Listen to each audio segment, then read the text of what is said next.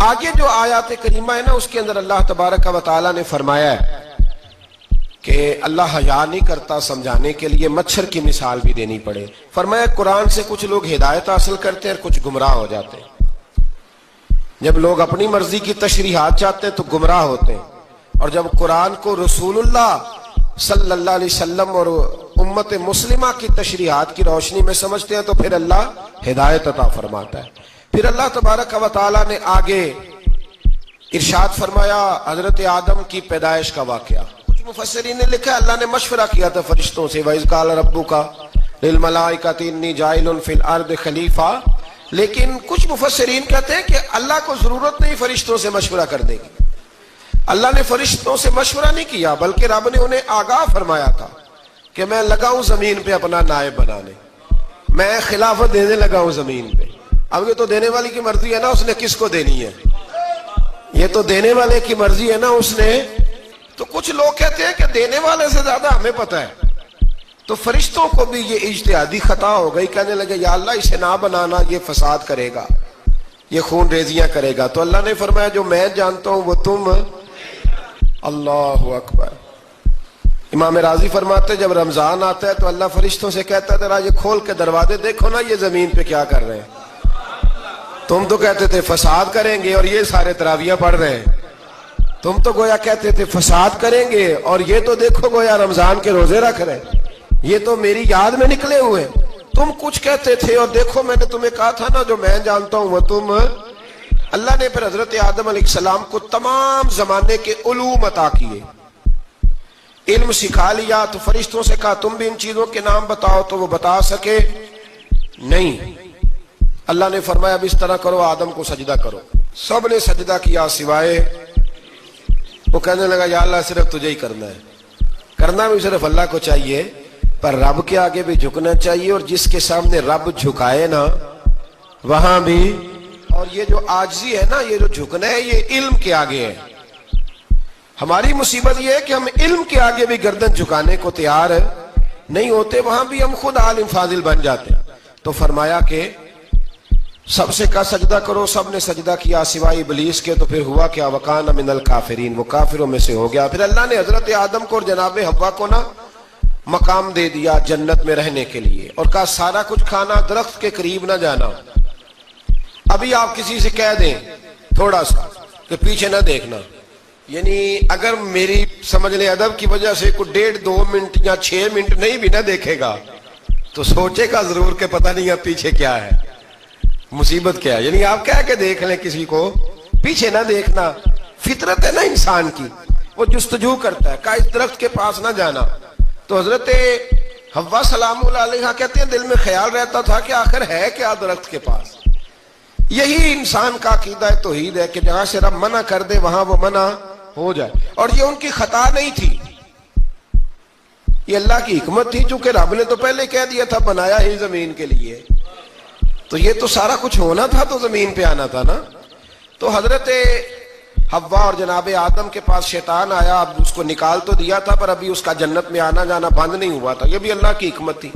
تو وہ کہنے لگا تمہیں پتہ ہے بعد میں مر جاؤ گے. تو حضرت حوا کہنے لگی کیا موت بھی آئے گی؟ کہاں، اس کی تکلیف بھی بڑی ہوگی، تو پھر بچیں گے کیسے؟ تو کہنے لگے پھل کھا لو اس درخت کا. تو بچنے کے لیے پھل کھایا تھا. جس طرح لوگ آج بہت سارے کام بچنے کے لیے کرتے ہیں پر بچ سکتے، بچنے کے لیے پھل کھایا. تو اللہ نے فرمایا زمین پہ چلے جاؤ. تو حضرت آدم زمین پہ آئے. پھر کئی 100 سال روتے رہے. فَتَلَقَّى آدَمُ مِن رَبِّهِ کَلِمَاتٍ. تو پھر اللہ نے خود ہی جناب آدم کو کچھ کلمے سکھائے. علامہ اسماعیل لکی فرماتے ہیں وہ کلمے یہ تھے کہ حضرت آدم نے میرے نبی کا وسیلہ پیش کیا، تو اللہ کریم نے جناب آدم کی دعا کو مقبول فرما لیا. پھر آگے بنی اسرائیل کا ذکر آ جاتا ہے. اللہ تعالیٰ نے بنی اسرائیل، آج آپ اسی قوم کو یہودی کہتے ہیں، ان کو اللہ نے اس زمانے میں فضیلت عطا کی تھی بہت زیادہ. تو عرب کے اندر جب نبی پاک علیہ السلام نے اعلان نبوت کیا تو کچھ لوگوں نے یہ کہہ دیا کہ اگر یہ یہودی کلمہ پڑھ لیں گے تو ہم بھی پڑھ لیں گے. تو پھر اللہ نے انہیں یاد کرایا کہ تم اصل میں کیا ہو، تمہیں کلمہ پڑھنا چاہیے.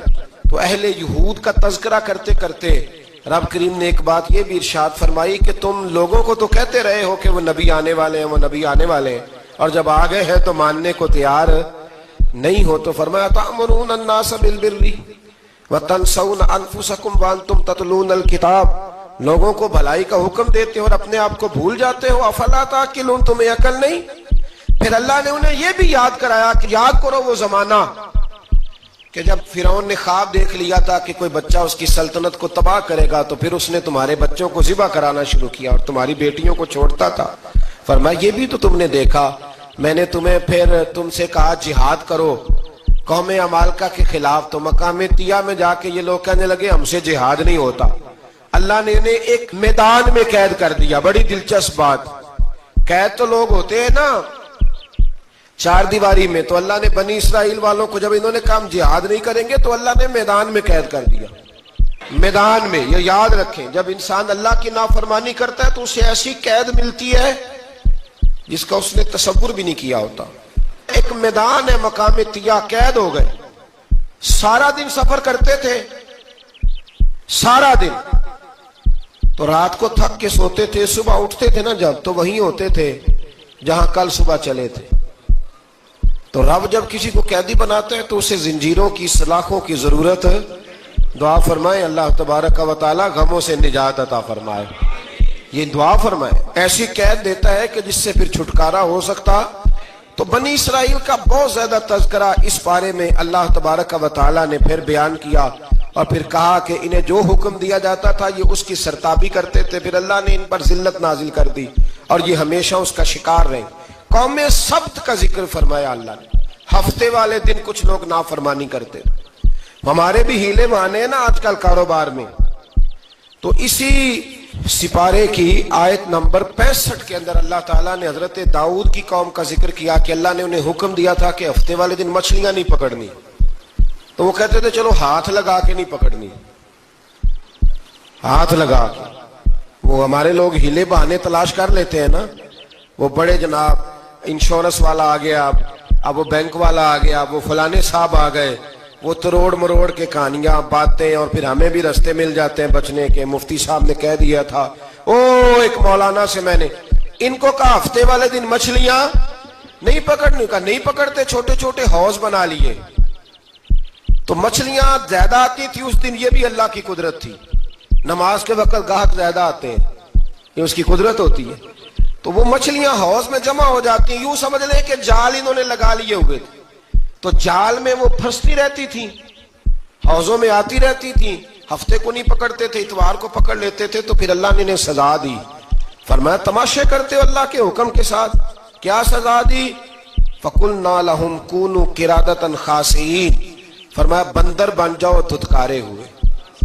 جو رزق حرام طریقے سے کماتے تھے رب انہیں بندر بنا دیتا تھا. ابھی بھی میں نے دیکھے ہیں بڑے بڑے تاجر پاگلوں جیسی زندگی گزار رہے ہیں. نفسیاتی طور پہ سکون نہیں ہے، کروڑوں روپیہ پڑا ہے. کیوں؟ اس لیے کہ رب کے بتائے ہوئے طریقے کے مطابق تجارت نہیں کرتے. آگے ایک اور دلچسپ بات آ گئی. بنی اسرائیل کے اندر نا ایک شخص نے اپنے چچا کو قتل کر دیا جائیداد کے لیے. یہ دیکھیں کب سے لوگ جائیداد کے لیے قتل کرتے آ رہے ہیں. چچا کو قتل کر دیا، اور قتل کر کے حضرت موسیٰ علیہ السلام کے پاس آئے کہ میرے چچا کو کسی نے قتل کر دیا ہے، تو بتائیں کیا کرنا ہے. تو آپ نے فرمایا کہ گائے ذبح کرو اور اس کا ایک ٹکڑا مقتول کو مارو، مرنے والے کو. وہ خود اٹھ کے بتا دے گا مجھے کس نے قتل کیا ہے. اب ارادہ نہیں تھا گائے ذبح کرنے کا تو بہانے کرنے لگے. ارادہ نہیں نہ ہوتا تو پھر کیا ہوتے ہیں؟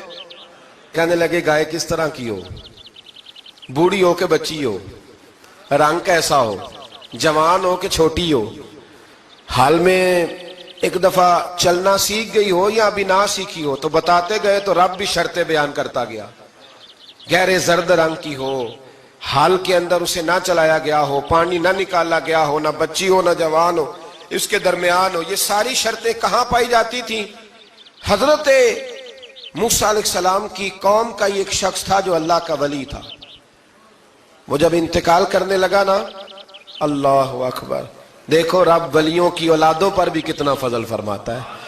وہ جب انتقال کرنے لگا تو ایک اس کے پاس چھوٹی سی بچیا تھی، گائے کی بچی. اس نے جنگل میں چھوڑ دی. کہنے لگا یا اللہ میں تیرے نام پہ چھوڑتا ہوں.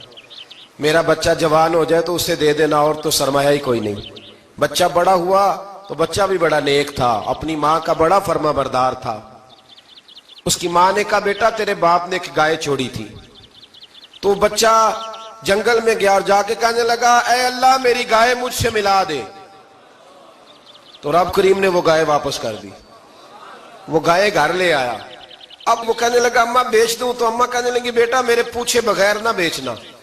کئی دفعہ گاہک لگے پر اس نے کہا جب تک میری اماں نہ کہے گی میں بیچوں گا۔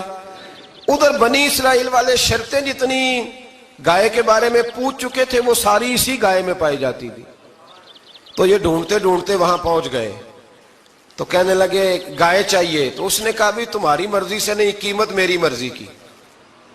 ایک مفسر نے تو یہاں تک لکھا ہے کہ اس نے کہا گائے ذبح کر کے نا، تو جتنا گائے کے اندر گوشت ہوگا نا اتنا ہی کھال کے اندر تم مجھے مال بھر کے دو گے، اتنے ہی سکے بھر کے دو گے، اتنی اشرفیاں بھر کے دو گے تو پھر تمہیں گائے دوں گا۔ تو پھر یہ گائے انہیں ملی اور یہ گائے لے کر کے آئے۔ زیادہ سوالات نہ کرتے تو زیادہ الجھتے نہ۔ ہم بھی دین کے معاملے میں بڑے سوال جواب کرتے ہیں، اتنا سوال کریں جتنی اس کی ضرورت ہے۔ ان لوگوں نے سوالات زیادہ کیے تو پھر الجھ زیادہ گئے۔ تو میرے بھائی اس کا ذکر بھی اللہ تبارک و تعالیٰ نے پہلے پارے کے اندر بیان فرمایا۔ پھر اللہ کریم نے فرمایا کہ کچھ ایسے لوگ بھی ہیں یہودیوں میں سے جن کا دعویٰ ہو گیا ہے کہ ہم اللہ کے بڑے پیارے ہیں۔ فرمایا یہ صرف ان کے منہ کی باتیں ہیں، یہ تو قیامت میں پتہ چلے گا نا کہ اللہ کا پیار کس کے ساتھ زیادہ ہے۔ اور پھر یہ بھی یہودیوں نے دعویٰ کیا ہے، اسی پارے میں اللہ فرماتے ہیں کہ ان کا دعویٰ ہے کہ ہم اللہ کے بڑے پیارے ہیں، جنت میں ہم ہی جائیں گے۔ تو اللہ فرماتے ہیں پھر مرنے کی دعا تو کرو، جنت میں تو مر کے جانا ہے نا۔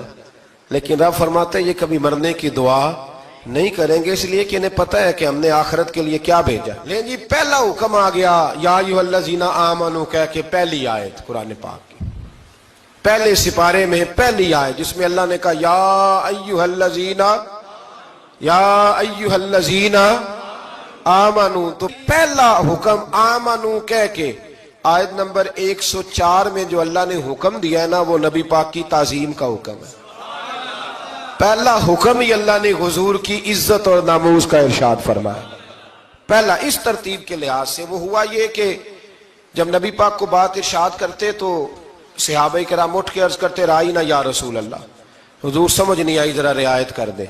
تو یہودیوں کی عبرانی زبان کے اندر نہ ذرا کھینچ کے پڑھتے تھے رائینا، تو اس کا معنی بنتا تھا معاذ اللہ اے ہمارے چرواہے، بکریاں چرانے والے کو بھی وہ رائینا کہتے تھے۔ تو جب صحابہ یہ کہنے لگے تو اللہ نے منع ہی کر دیا، فرمایا میرے محبوب کے غلاموں اس لفظ کے پیچھے